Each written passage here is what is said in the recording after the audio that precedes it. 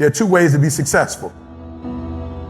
And I don't subscribe to the first one. That's just natural talent. And I just don't believe people who are naturally talented are better than me. I believe effort, and you've heard me say it. Your mama might come from privilege. Your daddy might come from privilege. Your daddy might own a company. You might have a father that can give you everything your little heart desires, but you will not outwork me. Why? Because I realize that the bigger the dream, the more effort you're gonna have to put in.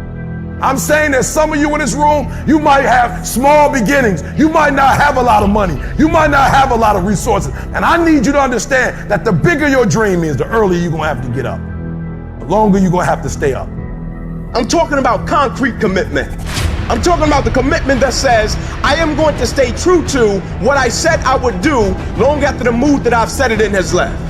Because I think we all know in this room, character is not something that we inherit. Character is something we gotta wake up every single day, we gotta fight, and we gotta build it.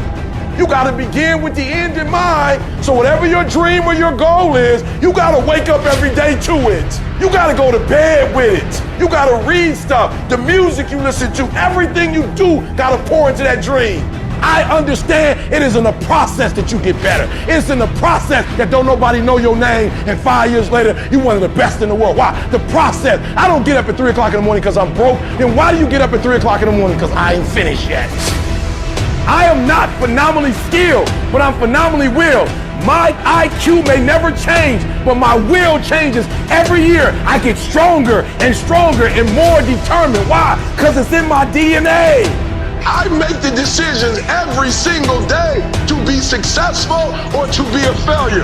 We're not dealing with chance no more, baby. This all choice.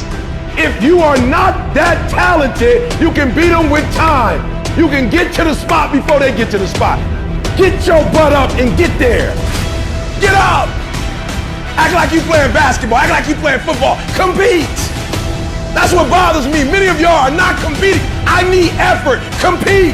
Act like you playing football. Go in that doggone classroom, compete. Many of you have lost your competitive edge. Get your competitive edge back. I'm not against no other motivational speaker. I'm just competitive. When you dedicate your life, you don't care anything about the odds. When the dream is big enough, the odds don't matter. When you're working, you have a wall to break through. A friend of mine who runs a marathon, he says, when he's running the 26-mile marathon, he said, let's say that hypothetically, that 18th mile is the wall. He said, Les, when you get there and you're running, he says, everything in you is telling you to stop, to give up.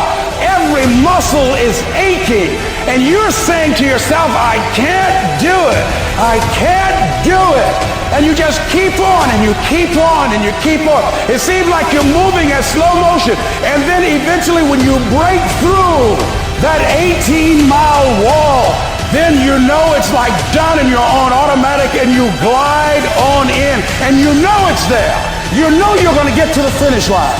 And we've all had experiences where we were working on something and we knew it was possible. And we did those things that were necessary to bring it into reality.